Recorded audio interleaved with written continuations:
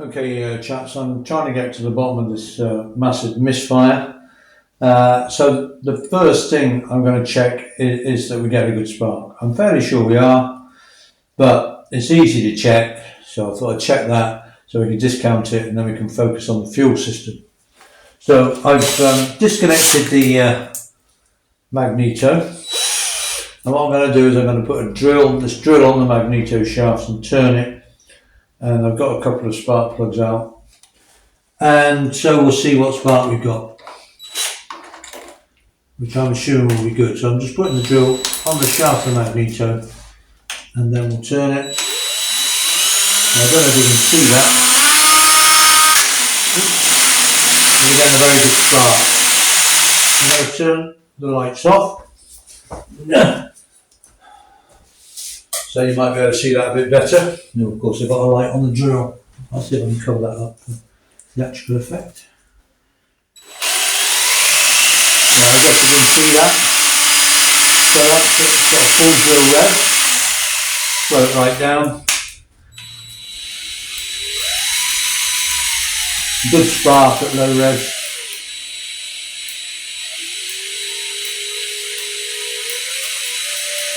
Yeah, about whatever revs out, they're both sparking. And sparking well. Got second speed.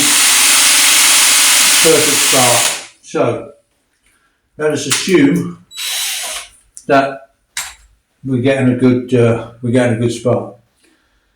I say assume because of course the spark plugs are out, and when they're in the cylinder things can happen differently, but the signs are that everything's absolutely fine. So I'm going to reconnect the magneto, and then we're going to have a look at the fuel system.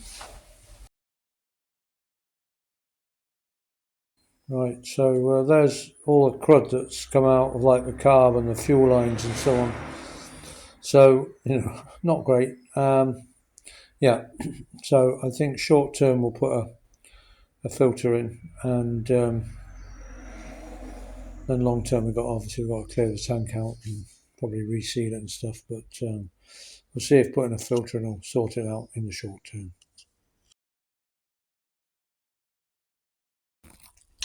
And this is the float chamber. Obviously there's a lot of crud there in the bottom of the float chamber as well. So that's been coming in from the tank. So we'll take the carb apart now and see what's oops, try and get it stand up. There we go.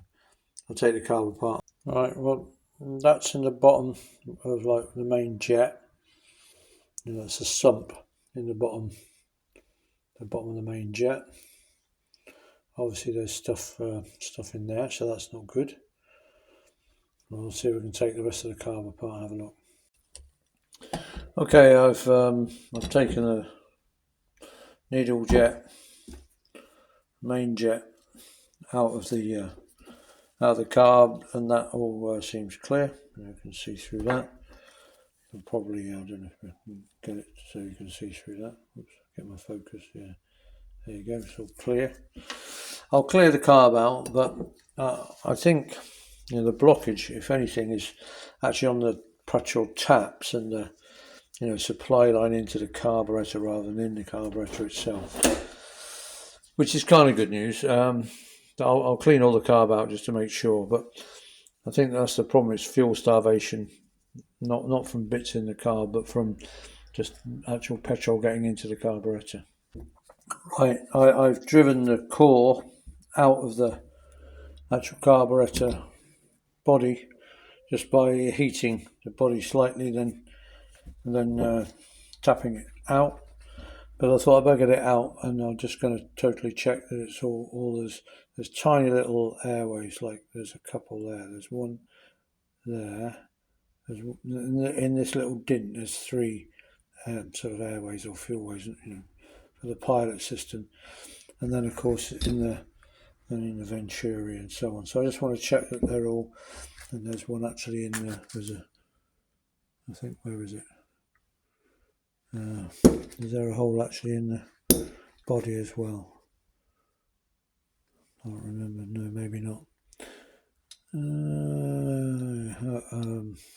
Let's have a look. Yeah, So there's a couple of holes in them. I need to check those because obviously there's been crud going in. So I just want to totally check that they're clear. I think they are, but and then put it all back together, and then having cleaned it, and then I think the only thing I can do short term is to put a fuel filter in the fuel pipe, and then perhaps in the winter, next winter again, that's 2 winters gone. Another winter, third winter, take it all off and clean out the tank. I could try and doing it now. It's trying to get rid of that old tank liner that's all breaking up inside. It's not easy. I'll probably use chemicals. Is probably the best way of doing it. In the meantime, I think I can just put a filter in the pipe, and with both taps on, I think there'll be enough fuel going in. I think, and then all the bits will be stopped by the fuel filter. That's all I can think of. Okay, I've now put an inline fuel filter in, and that was about the sort of nicest one I can get. I don't, you get those sort of modern round sort of plasticky ones, and I hate them. But at least that looks kind of, half decent. And then after a bit of coaxing, the bike started up, and it's running really nicely. Then I kicked it over a couple of times, and it started. It started first kick, after I got it going. So what I'm doing is I'm away now for a week, and when I get back next weekend, then I'll probably I can't take it for a ride probably next weekend. Maybe I can get it out for a quick ride next weekend when I'm back, and see how it's going. I've cleaned all the carb out, gave it a full clean. I think you've probably seen that, and so seems to be fine.